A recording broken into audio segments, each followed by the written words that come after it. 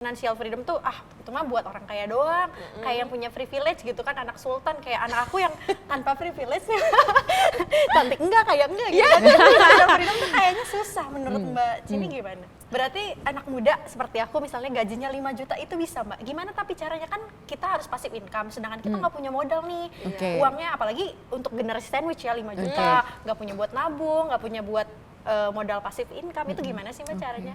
Kalau misalnya kita dalam kondisi generasi sandwich, kita udah merasakan, jangan sampai generasi berikutnya merasakan hal yang sama kan ya. Jadi kita mulai dengan diri kita sendiri, jadi mulai dari pengetahuan, kebiasaan, dan disiplin untuk melakukan pengelolaan keuangan.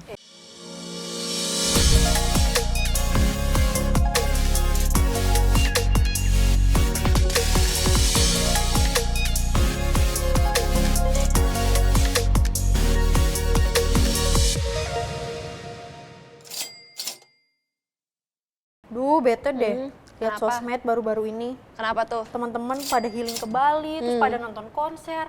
Kok bisa ya mereka itu liburan, healing, keluarin uang, tapi nggak perlu mikirin kerja gitu loh. Kayak kita kini di sini-sini mulu ya. Nah, Kerja gue juga mulu. lagi liat nih di grup WhatsApp teman-teman gue ngajakin reunian kayak, iya mereka udah pada beli rumah, udah pada nabung buat dana pensiun segala macam. Mereka bilang gue harus financial freedom di usia 40 lah, gue Jiwanya doang freedom ya. jiwanya doang free. Finansialnya belum freedom. Finansialnya belum free. Tapi pengen gak sih lo punya financial freedom di usia Siapa 40? sih yang nggak mau? Lo ngerasa realistis gak sih gue di usia kayak Enggak gini? sih, menurut gue kayak dengan gaji gue, terus dengan privilege gue kan nggak punya privilege gue tuh nol banget. Coba dari nol ya Mbak, sama saya juga. Kayak isi bensin ya. Makanya, nah tapi katanya sih bisa aja diwujudin nih, Nggak Ken. percaya sih kayaknya Nggak gue. percaya ya. Nggak Coba kita percaya. ngobrol sama narasumber kita yang satu ini ya, bener Siapa atau tuh? enggak nih Iya. financial freedom bisa dicapai sama anak muda di Indonesia. Kita panggil langsung Mbak Cini Yanti Chin selaku Yeay. Retail Proposition Halo, Division. Mbak Cini. Hai, At halo. Bank OCBC NSP. Hai. Sehat Mbak? Sehat Mbak? Sehat dong, harus sehat. Harus sehat. Mental kita tuh gak sehat Mbak, karena kan financial freedom nih Mbak. Ngeliat Tadi- sosmed teman-teman udah pencapaiannya ini itu pengen financial freedom, tapi menurut Mbak Cini sendiri arti financial freedom sendiri tuh kayak gimana sih menurut Mbak Cini sendiri? Oke. Financial freedom itu adalah kondisi di mana seseorang memiliki gaya atau cukup simpanan ya. Jadi terbebas dari utang, tapi dia juga punya investasi dan uang yang bisa mencukupi gaya hidup yang diinginkan dalam jangka waktu yang relatif lama. Jadi kalau cuman sebentar mau healing, habis itu jadi hilang, itu nggak freedom ya.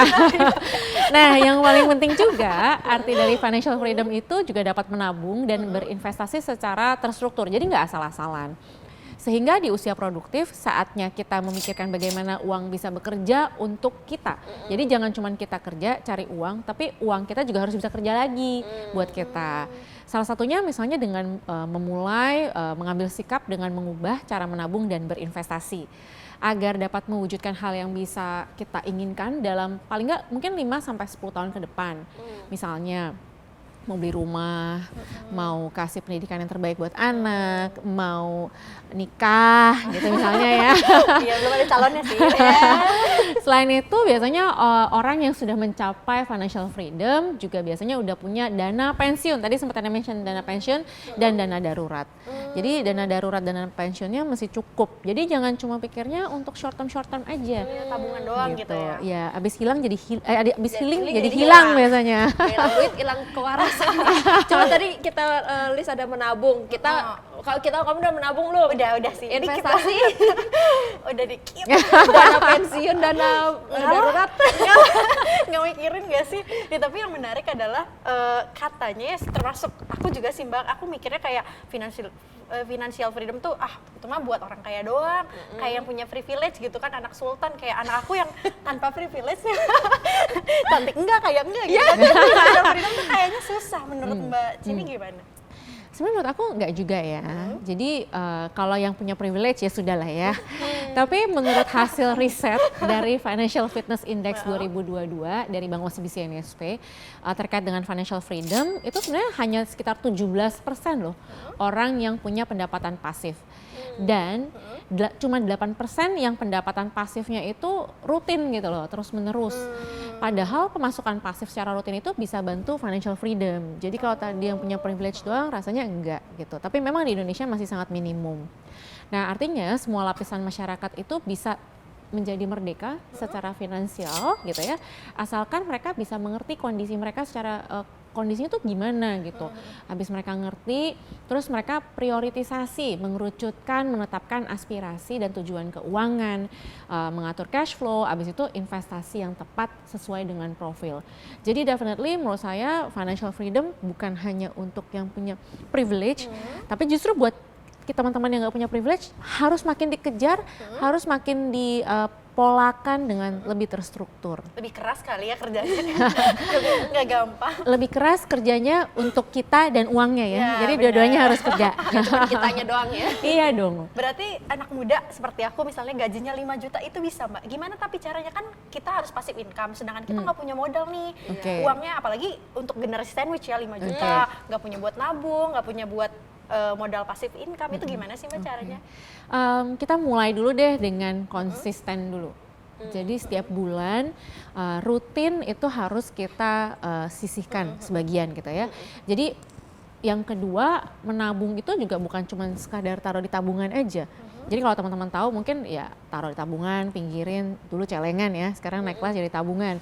Tapi sebenarnya bisa kok banyak instrumen lain yang bisa kita gunakan untuk mentransformasikan cara kita menabung supaya apa hasilnya lebih optimal, dan hal ini kita bisa lakukan dengan diversifikasi. Jadi kita bagi-bagi tuh tadi uang yang sudah konsisten kita sisihkan, kita taruh dalam berbagai instrumen. Nah, dengan kita melakukan diversifikasi tadi gitu ya, kita bisa melihat mungkin ada instrumen-instrumen keuangan tertentu yang bisa memberikan return yang lebih optimal. Tapi pastinya sesuai dengan resiko ya. Kalau misalnya newbie baru mulai, ya jangan pilih saham ya gitu. Langsung high risk ya. Betul, kalau misalnya baru sudah lebih agresif, sudah pernah, bolehlah mulai naik kelas gitu ya. Dan yang perlu diingat tadi ya, nggak ada yang instan. Kuncinya konsistensi dan tidak ada yang instan. Bank OCBC NISP punya banyak banget instrumen keuangan yang bisa membantu teman-teman nih generasi-generasi muda supaya investasinya terukur dan juga konsisten dan sesuai dengan resiko profil yang teman-teman miliki. Tidak hanya itu, melalui rangkaian solusi cek, choose, cuan dari Bank OCBC NISP, kita juga pengen ngajak semua generasi muda buat mulai dengan assessment kan tadi kan ya. Assessment, tahu kondisinya, tadi cerita 5 juta, gimana bisa sandwich ngapain lagi, gitu ya. sandwich, Nah, ya. sandwich lagi atas bawah depan belakang gitu ya. Belum lagi keinginan sendiri, beli kopi segelas udah berapa gitu ya. Skincare gitu kan. Betul, skincare ya. Nah, nanti kita mulai dulu nih, assess dulu kondisinya sebenarnya gimana sih gitu. Abis itu ikutin kelas-kelas keuangan yang ada dan itu for free ya. Dan itu teman-teman bisa belajar banyak di situ. Abis itu baru masuk mulai, oke, pilih produk investasinya. Nah, tadi kan udah dibilang konsisten ya Mbak. Tapi gimana caranya kunci awalnya tuh kita mau komit sama konsisten itu, apalagi kan kadang kalau anak generasi sandwich, aku pengen nih punya tabungan ini, tapi giliran udah dihadapkan dengan realita, itu FOMO lagi, tabungannya apalagi hilang FOMO. semua Iya. gitu. Apakah komitmen seperti apa yang harus dilakukan ya, apalagi untuk penghasilan yang seadanya dan juga dia generasi sandwich? Oke. Gini, kalau generasi sandwich biasanya ngomongnya mengenai beban finansial gitu ya. Jadi biasanya karena ada kebutuhan dari orang tua atau mungkin yang sudah punya anak gitu ya. Dan biasanya generasi yang di tengah-tengah nih jadinya utang kesana kemari. Kalau saya bilang sebagai orang yang mungkin dalam kondisi generasi sandwich, paling utama jangan FOMO. Fear of missing out kan ya. Jangan lihat, oh tren ini, hype ini semua saya mesti ikut gitu. Padahal bisa jadi pengeluaran itu belum betul-betul dibutuhkan. Jadi generasi sandwich ini harus memiliki literasi keuangan. Biasanya saya selalu bilang bahwa pahamin dulu cara mengelola keuangan supaya bisa keluar dari kondisi sandwich itu. Biasanya kan kalau generasi sandwich ini kita lihatlah sehari-hari pengeluarannya seperti apa. Terus ke depannya beberapa tahun ke depan apa yang akan terjadi gitu ya. Jadi belajar manajemen keuangan dasar dari sekarang. Itu semua dicatat. terus pengeluaran itu dengan mencatat itu juga membuat kita secara tidak sadar, oh banyak juga ya gitu. Coba ditengok-tengok dari walletnya ya, dari tempat jajan kan kemarin sempat hype ya. Iya. Pengeluaran E-commerce. jajan makan itu ratusan juta gitu ya. Iya, benar-benar. Nah, coba dilihat, jangan tergiur dengan yang sifatnya instan-instan tadi, apalagi misalnya orang bilang, oh return bisa uangnya double, 3 kali lipat, 4 kali lipat, 5 kali lipat gitu ya. Investasi, ya. Jangan tergiur dengan yang instant return, kemudian menyiapkan dana darurat, siapin dana pensiun, fokus dengan aset aktif dan berhutang dengan bijak. Generasi muda supaya bisa financially fit sama merdeka finansial di usia 40 tahun, tadi kita berulang kali menekankan bahwa harus ada kemampuan mengelola finansial dan keterampilan dalam menginvestasikan. Dan itu dibarengin tadi disiplin. Jadi semuanya sambung menyambung. Disiplin, kalau ada disiplin tapi nggak ngerti cara ngolahnya, ya percuma juga. Tapi kalau ngerti tapi nggak dimulai, ya percuma juga kan gitu ya. Jadi itu harus sambung menyambung. Nah, kita di OCBC MSP juga percaya bahwa generasi muda Indonesia sebenarnya udah punya kok semangat TAYTB. Kita selalu hashtagnya TAYTB, tidak ada yang tidak bisa. Jadi tidak ada yang tidak bisa gitu ya dalam diri kita semua. Nah, kita selalu berusaha mewujudkan masa depan kita bersama-sama dengan kondisi keuangan yang sehat. Jadi sebenarnya kalau misalnya kita dalam kondisi generasi sandwich, kita udah merasakan, jangan sampai generasi berikutnya merasakan hal yang sama kan ya. Jadi kita mulai dengan diri kita sendiri, jadi mulai dari pengetahuan, kebiasaan, dan disiplin untuk melakukan pengelolaan keuangan. Ya, dan mungkin mindsetnya juga diubah kali. Financial freedom bukan selamanya di pikiran orang-orang kan mikirnya financial freedom itu aku udah nggak kerja lagi di usia sekian, udah kaya raya, udah enak-enak. Padahal maksudnya sebenarnya financial freedom itu hidupnya lebih tenang, pendidikan anak udah tercukupi untuk dananya nanti, asuransi, kesehatan, tapi tetap bekerja, tapi untuk masa depannya lebih tenang kali ya. Itu yang mungkin anak muda harus ubah mindsetnya kali ya untuk financial freedom. Kadang ada yang pikir kayak nggak mungkin aku gaji segini financial freedom, padahal bisa aja tapi mindset financial freedomnya Benar yang sih, itu aku sih yang nah ini mumpung ada pemikiran-pemikiran ini nih, netizen juga ikutan mau bertanya nih Mbak Cini. Kita baca ya pertanyaan netizen. Pertama itu dari akunnya namanya Mar14 Mood 1. Pertanyaannya, saya mau punya passive income, lebih baik menabung di bank atau investasi di lahan? Lahan tuh mungkin maksudnya tanah. Gitu ya. Menurut aku mungkin sangat tergantung pada kebutuhan atau tujuan keuangan. Jadi balik lagi kan konsep dasar menabung itu kita tuh mau buat apa. Jadi biasanya kita ada yang buat pensiun, tadi buat pendidikan, buat nikah gitu ya, macam-macam. Nah, dari tujuan itu kita tahu biasanya waktunya butuh berapa lama. Butuhnya dalam waktu 1 tahun, 3 tahun, 5 tahun. Nah, dari durasi itu baru kita pilih instrumennya mau apa. Instrumennya mau deposito kah di bank, saham kah untuk yang jangka panjang, atau kalau memang lahan dilihat bahwa nggak butuh cepat-cepat dan udah punya dana darurat, ya boleh aja gitu. Jadi sangat tergantung pada tujuan keuangan. Cuman yang perlu diingat tadi, saya tekanin bahwa lahan itu memang secara return biasanya lumayan ya gitu di Indonesia. Tapi kalau mau jual kan nggak bisa cepet. Mesti cari penjual, dan itu mungkin kadang-kadang belum tentu langsung ketemu yang klop. Jadi kalau dananya dipakai buat dana darurat, yang pasti nggak bisa. Kalau darurat kan saya misalnya amit-amit gitu keluar dari sini, mobilnya kenapa-napa, kan mesti jual tanah dulu, pusing pala Barbie ya. Pusing pala charger. Pala charger. Gitu.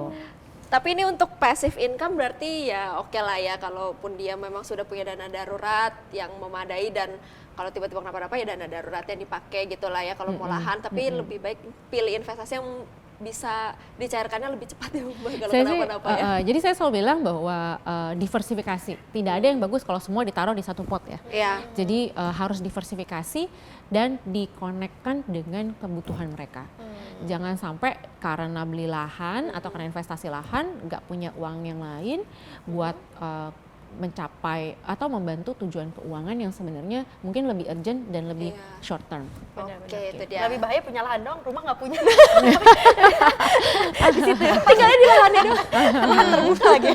Nice. Tarzan. Oke, kita akan bahas lagi nih untuk absolute financial freedom nih. Kali ini yang kita bahas lebih dalam lagi dan ada pertanyaan netizen lainnya yang pastinya yang akan dijawab oleh Mbak Jini. Tapi selanjutnya di YouTube channel kompas.com dan juga di YouTube channel Generasi Cuan. 37% masyarakat Indonesia juga masih punya mindset bahwa kalau kaya itu hanya melihat dari harta atau yang non investasi gitu. Yang kelihatan mata aja ya. Betul. benar-benar. Mobilnya kah? Mobilnya Rumahnya, baru nggak gitu. Rumahnya harus mewah. Benar. Pakai bajunya merek Branded. apa gitu ya.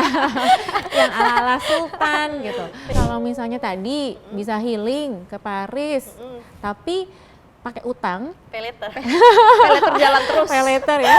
Kalau itu belum financial freedom, meskipun di sosmednya kelihatannya mungkin Iya. freedom ya gitu. Ya, itu Tapi dia. pulang-pulang bayar cicilan sakit kepala Cari dari gitu. kolektor ya. Lagi-lagi nih Mbak, selain passive income nih, adakah cara lain nih Mbak? Saya kan kayaknya nggak bisa nih, misalkan saya nggak mau belajar investasi tuh kayak nggak uangnya sayang gitu. Adakah cara lain selain itu untuk mendapatkan passive income? Oke.